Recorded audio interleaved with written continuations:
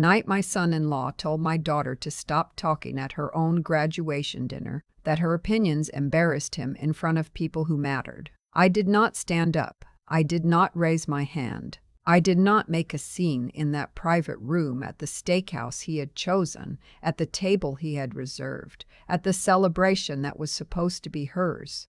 I picked up my water glass, took one slow sip, and began counting, not seconds. Evidence. But I am getting ahead of myself. Stories like this never begin with cruelty. They begin with attentiveness so precise it looks like love. And that is exactly what makes them so hard to see, until it is almost too late. My name is Moish. I am 64 years old, and I live in a craftsman bungalow in Decatur, Georgia, 12 minutes from the school where I spent 33 years as a licensed school psychologist. I have spent the better part of my career sitting across from children who could not name what was being done to them. Children who only knew that something in their house made the air feel thin, made them walk quietly, made them stop raising their hands in class.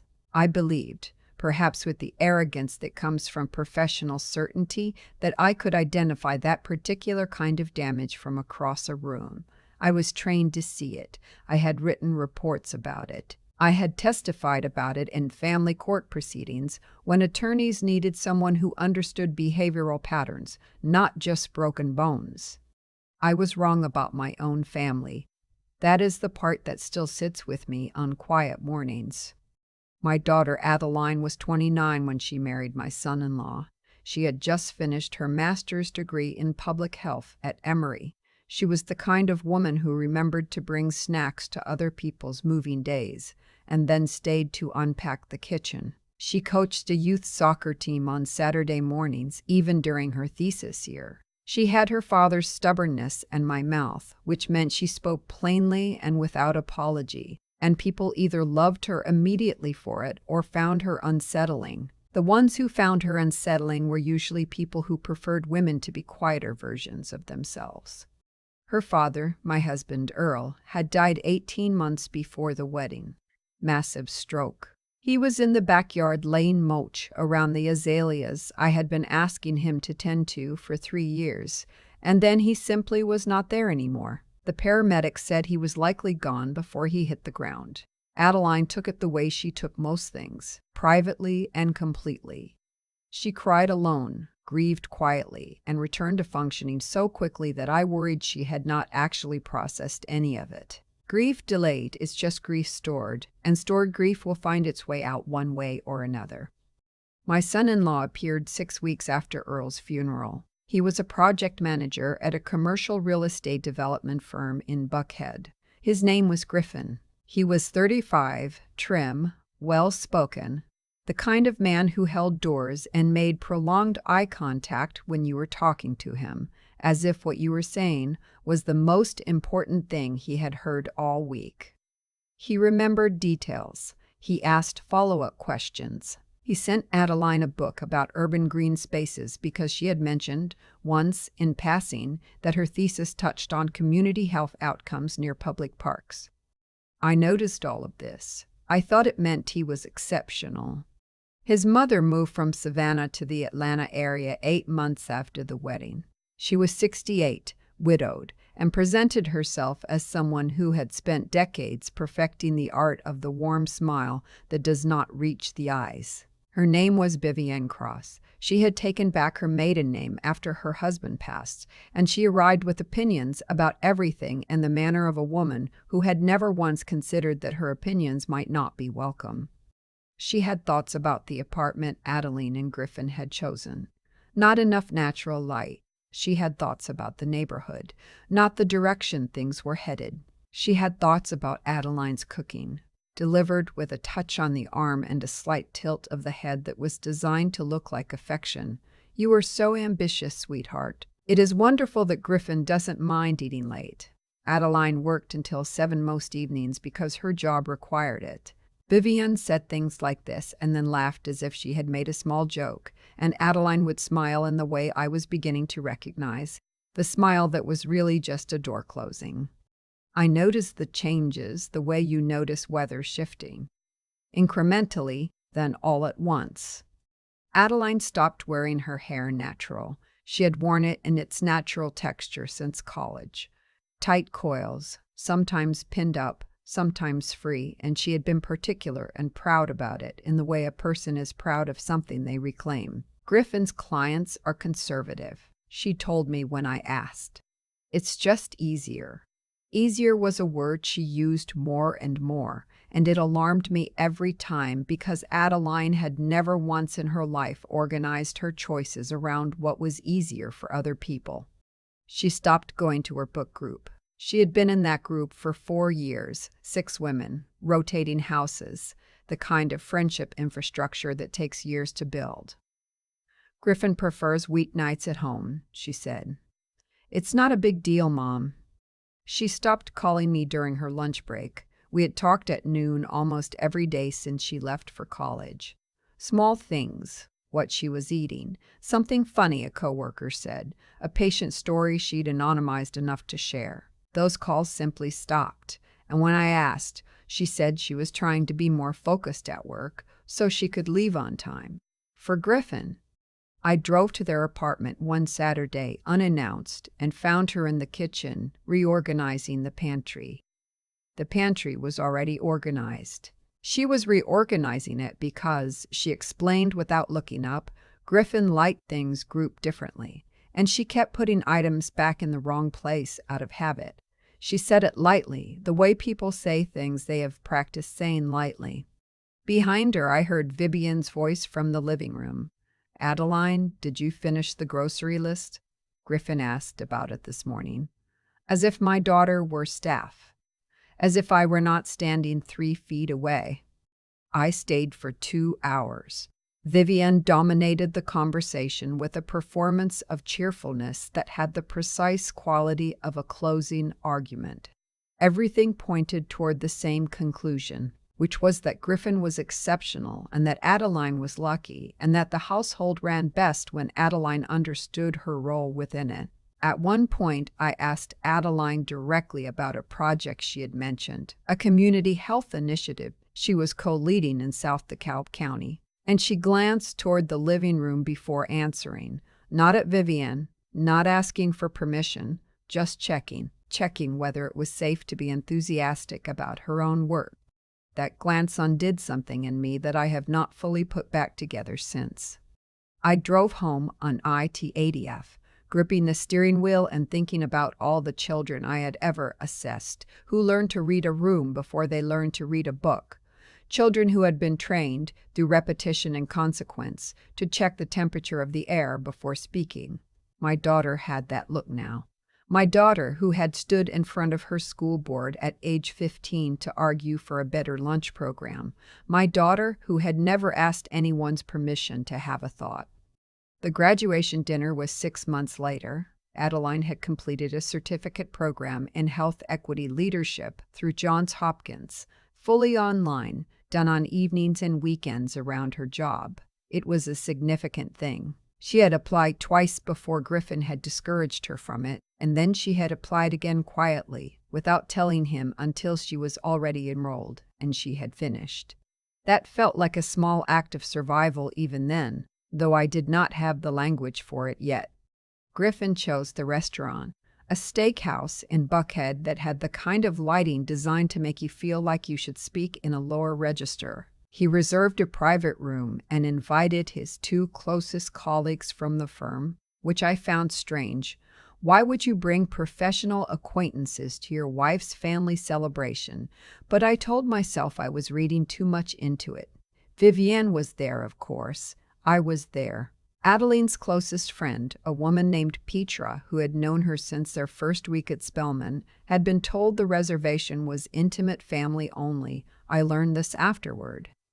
Adeline was wearing a black dress I had not seen before. Very simple, very unlike her. She used to favor color.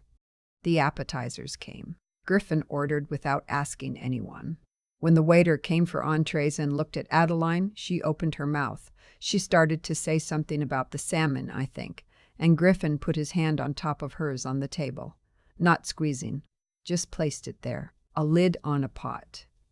I'll handle it, he said to the waiter. Then he looked at Adeline with that particular smile of his, the one I had stopped trusting months ago. She gets overwhelmed by too many options. You know how it is. Vivienne made a sound somewhere between a laugh and a sigh. She always has. You are so patient with her, Griffin. She looked at me, actually looked at me, directly, when she said it, as if she was making a point, as if she was telling me something. Adeline looked at her plate. Her shoulders curved inward in a way I felt in my chest. She had the posture of someone trying to take up less space at her own celebration. I watched the waiter recover his professionalism. I watched one of Griffin's colleagues exchange a glance with his wife. I watched Griffin's hand still resting on top of my daughter's, not gripping, just present. A reminder. I watched Vivienne lift her wine glass with the satisfaction of someone who had just won something. Then I excused myself to the restroom. I sat in a stall in a Buckhead steakhouse and called my former colleague, a woman named Dr. Wanda O.C., who had spent the last decade specializing in coercive control after leaving school psychology for private practice. Wanda and I had trained together in the 90s. She had written 2 books on psychological abuse that were used in graduate programs across the Southeast. I told her what I had just seen, not just tonight, the pattern, the hair, the book group, the pantry, the glance before speaking, the hand on the plate. Wanda listened without interrupting. Then she said something I wrote down later that night on a notepad I still have. You're describing a system, Claudette, not incidents. A system. The mother-in-law is the infrastructure. He couldn't maintain it without her. She told me to start documenting. Dates, exact words, who was present. She told me not to confront yet. She told me the most dangerous thing I could do right now was tip my hand. I went back to the table. I finished dinner with a composure that I could see unsettled Griffin. He had expected something from me, a reaction, a scene, something he could characterize as interference. I gave him nothing. I complimented the food. I asked him polite questions about the development project his firm was working on in Midtown. I told Vivienne her blouse was lovely. When I hugged Adeline goodbye at the Valley stand, I held her an extra moment and said quietly into her ear, I am so proud of you. Finishing that program. That was all you. She held on to me several seconds past what the hug required. That told me everything I needed to know about how lonely she was inside that life. For the next 5 months, I kept a small leather notebook in my purse. I visited regularly, always warm, always invited, never confrontational. I let Griffin believe I had been managed. I let Vivienne believe I was harmless. I have worked with enough controlling personalities in 33 years to know that they relax when they believe you are not a threat, and when they relax, they get sloppy. The details collected like case notes. Griffin controlled their joint finances absolutely. Adeline's salary from the county health department was direct deposited into their shared account. She had no debit card attached to it. She received $250 a week in cash for personal expenses. I discovered this when she could not pay for her own parking at Piedmont Park during a walk we took together, and searched her wallet with a confused, embarrassed expression that she tried to cover with a story about forgetting to stop at the ATM. The second time it happened, I knew it was not forgetting. For a woman with a master's degree and a government salary with benefits, this was not a budgeting preference. This was a leash. Vivienne managed their social life. She decided which friendships were appropriate for a woman in Adeline's position. Petra, her friend of 9 years from Spelman, her maid of honor, had been slowly pushed out. Vivienne told Adeline that Petra was too loud, too opinionated, the kind of friend who encouraged women to prioritize themselves over their marriages. She doesn't have the same values as your family now, Vivienne had told her. Your family now. As if the one she had grown up in no longer counted. The detail that broke something open in me came on a Sunday in March. I arrived early for brunch and found Adeline in the bathroom with the door slightly open, carefully applying makeup to her upper arm, not her face.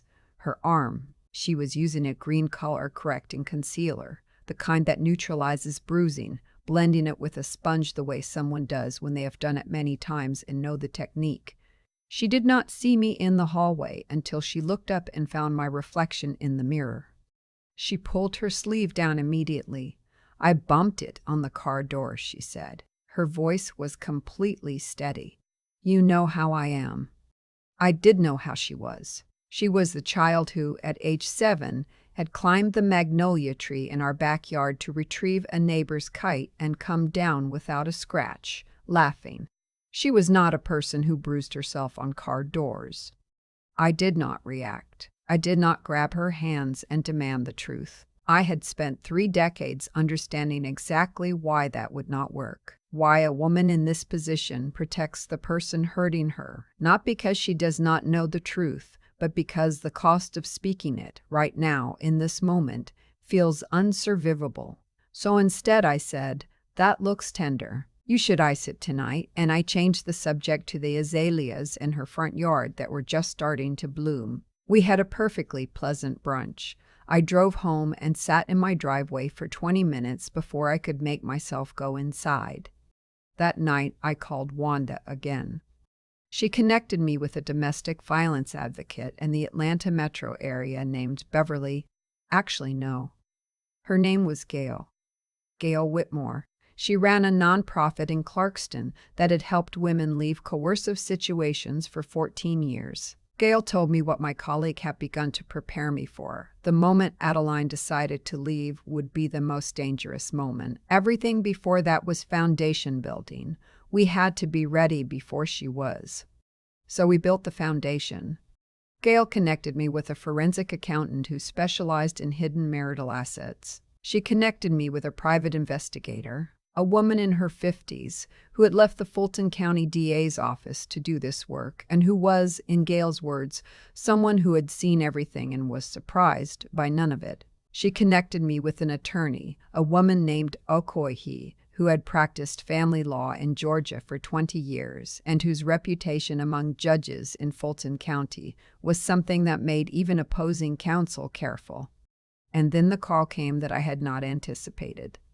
It was a Wednesday evening in late January, unknown number. I almost did not answer. The woman on the other end sounded like she was calling from somewhere quiet and deliberate. She had clearly rehearsed what she was going to say. "Ms. Marsh, my name is Tricia.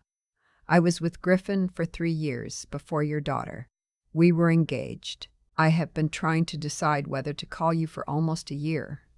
I sat down on the edge of my bed and did not say anything for a moment. Then I said, "I'm listening."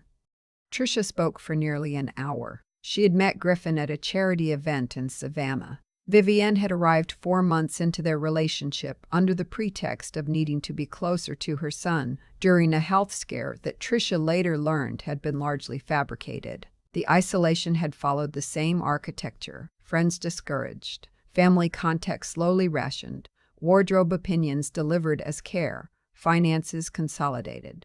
The bruises had always been above the elbow. Vivienne had shown her the technique with the green concealer. She had framed it as a gift, as something all married women eventually learned, as proof that a smart woman protects her home. Tricia had left when a colleague at her accounting firm noticed she had stopped eating lunch and sat with her until she said enough of the truth out loud that the truth became real. She had not pressed charges. Griffin's family had resources. His attorney had made it clear that her financial records, her mental health history, she had been treated for anxiety in her mid-20s, and several text messages taken strategically out of context would make any case she brought an exercise in public humiliation. She had signed a non-disclosure agreement as part of a settlement she had needed to survive. But she had kept everything. Photographs with timestamps, medical records from an urgent care visit she had described at the time as an accident, a voicemail She played it for me over the phone. A Vivienne coaching her on what to say if anyone at her job asked about her arm. Just say you're clumsy, sweetheart. Men like Griffin need women who know how to protect the family. Trisha's attorney had reviewed the NDA. There was a specific carve-out for criminal proceedings. She was willing to talk. I told Adeline on a Tuesday afternoon in my living room. I did not bring a folder. I did not present evidence like a prosecution. I held her hands across my coffee table, and I told her about Trisha. I told her about the voicemail. I told her about the green concealer, and I watched my daughter's face move through something I can only describe as the expression of a person who has been given the name of the thing they have been living with, but could not call by its right name. She was quiet for a long time. The clock in my hallway ticked. A car passed outside. Then she said, "Vivienne bought me that concealer. She said every woman needs it in her kit. She showed me how to blend it toward the elbow so it looks like shadow, not bruise. She said it the way you say something you have been holding in your mouth for a long time. She made it sound like she was being kind." I held my daughter while she cried, not the contained, careful crying I had seen from her in the past 2 years, the kind that stays behind the eyes and never quite becomes sound. This was the other kind, the kind that has been waiting, the kind that has been waiting, the kind that comes when the room is finally safe enough. She cried until she was emptied out, and then she sat up straight, wiped her face with the back of her hand, and looked at me with eyes I recognized from a 7-year-old in a magnolia tree. "Okay," she said, "what do we do?" The next 8 weeks were the most precise work I have ever done in my life, and I include 33 years of psychological assessments in that comparison.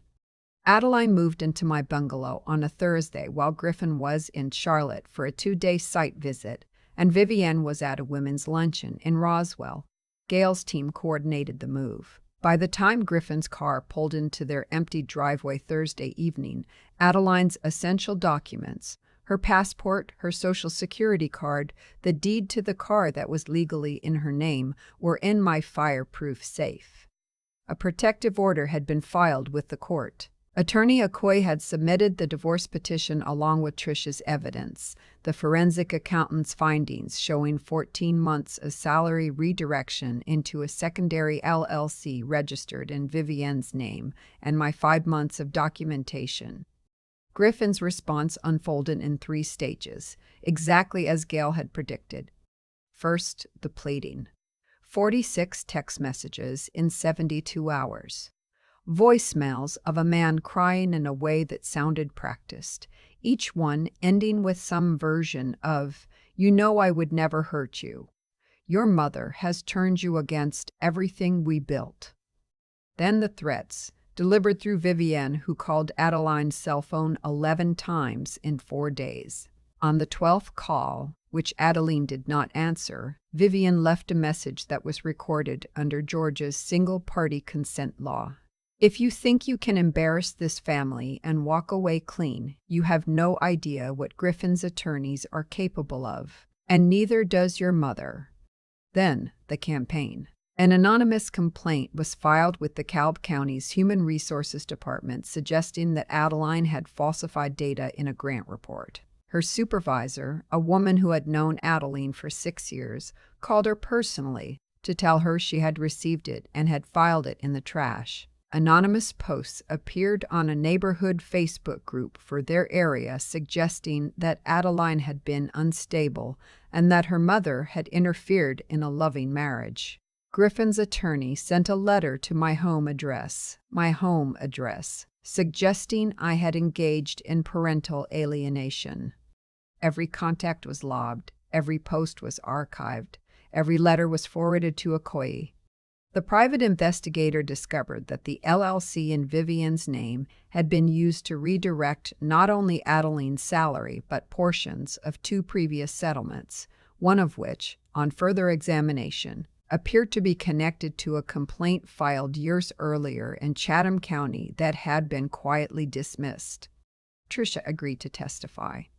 The hearing lasted 2 days in a courtroom in downtown Atlanta. Griffin arrived in a charcoal suit with an attorney who charged rates that announced themselves in the quality of his cufflinks. Vivienne sat in the gallery in a pale blue cardigan, her hands folded, her face arranged in an expression of grieved concern. Trisha testified first. She did not cry. She did not perform. She spoke with the specificity of someone who had spent years organizing what had happened to her into something that could be said plainly in a public room. She described the system. She played the voicemail. The room went very still. Adeline testified next. She described the cash allowance. She described the pantry. She described the graduation dinner, the hand on hers, the words, Vivienne's laugh. She described the Sunday morning with the green concealer, Vivienne's voice in the bathroom mirror. You blend it toward the elbow, like this. See? Like it never happened. A smart woman learns to protect her peace. 2 members of the jury looked at Vivienne when Adeline said that. Vivienne did not look back. The forensic accountant presented the financial findings. The private investigator presented the documented harassment campaign following the separation. Attorney Okoye presented my 5 months of notes dated and time-stamped, each entry written in the shorthand of someone who had spent 33 years writing behavioral observation reports.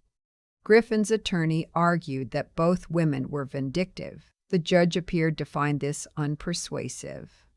Griffin was charged with aggravated assault and financial exploitation of a spouse under Georgia statute. Vivienne was charged as a co-conspirator in the financial fraud and named in the protective order. Griffin received 3 years, with eligibility for parole contingent on completion of a certified domestic violence intervention program. Vivienne received 18 months of supervised probation, a permanent restraining order barring contact with Adeline, and a civil judgment requiring restitution of the redirected funds.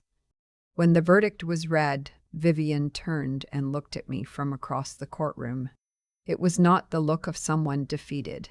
It was the look of someone who genuinely could not understand what had happened, who had built a system so dependent on the silence of other people that she could not conceive of a world in which that silence broke. I held her gaze until she turned away. 3 years have passed since that graduation dinner. Adeline lives in a 2-bedroom apartment in East Atlanta Village. Her walls are covered with the kind of art that takes up space unapologetically, large, loud, colorful. She wears her hair natural again. She has a standing Saturday morning coffee with Petra, who received a very long phone call from Adeline the week after she moved into my bungalow, and who, by all accounts, cried for about 40 minutes and then said, "I have been waiting for you to come back." She got a promotion last spring. She is now directing the community health initiative in South DeKalb that she had been working on when I first noticed something was wrong. She calls me at lunch most days. We talk about small things, what she is eating, what she is thinking about, what she is looking forward to. Those calls are, without exaggeration, some of the best parts of my days.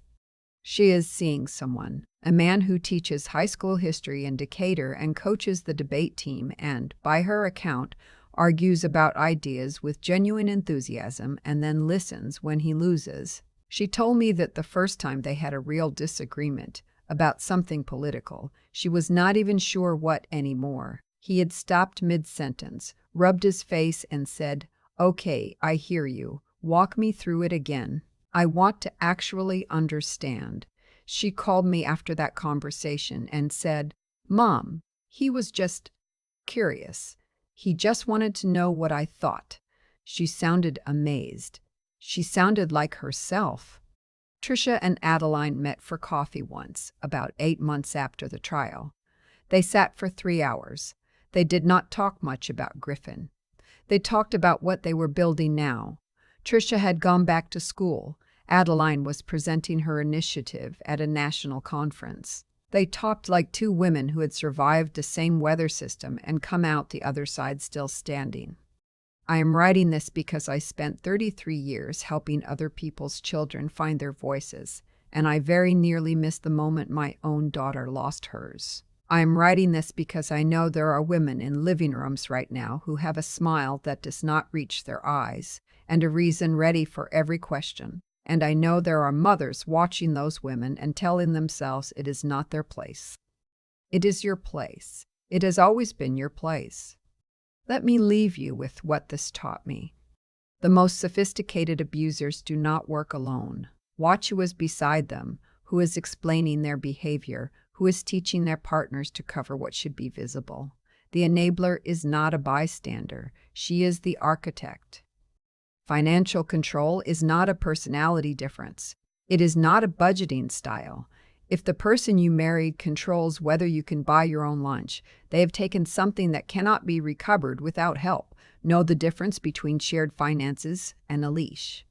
When someone you love starts to check the room before speaking, pay attention. That is not shyness. That is a person who has learned that having opinions is costly. Documentation is not disloyalty. Write it down. Date it. Keep it somewhere they cannot find. The day will come when your word alone is not enough, and evidence will say what you cannot. And finally, the leaving is terrifying. Build the infrastructure before she is ready to use it, because when she is finally ready, she will need it to already exist. She cannot build it alone. You should not ask her to. If there is a woman in your life who has gotten quieter, who has stopped wearing the earrings she used to love, who has a story ready every time you notice something, ask her if she is safe. And if she is safe with neighbor Ange, ask her if she is safe. And if she says yes without blinking, ask her again. Sometimes the second question is the one that opens the door. Leave me a comment. Tell me what this brought up for you.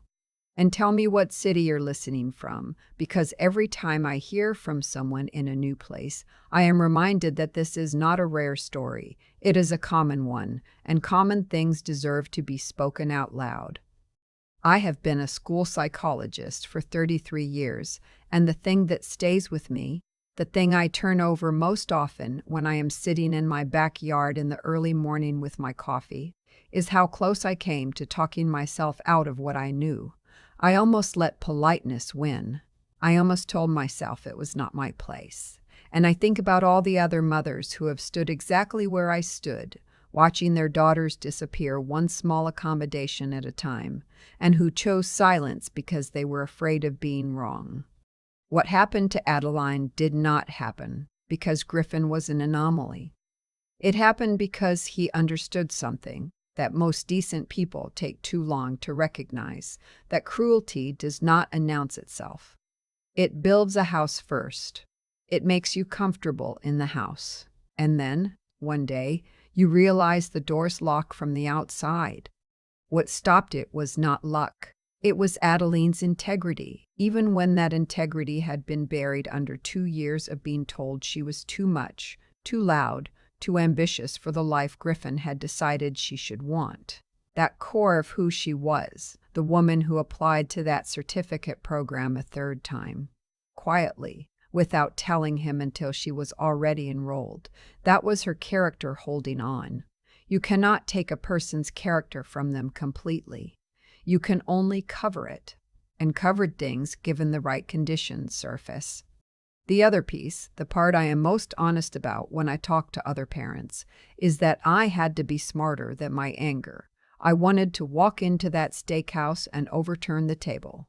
I wanted to say, in front of his colleagues and his mother and the entire private dining room, exactly what I thought of him.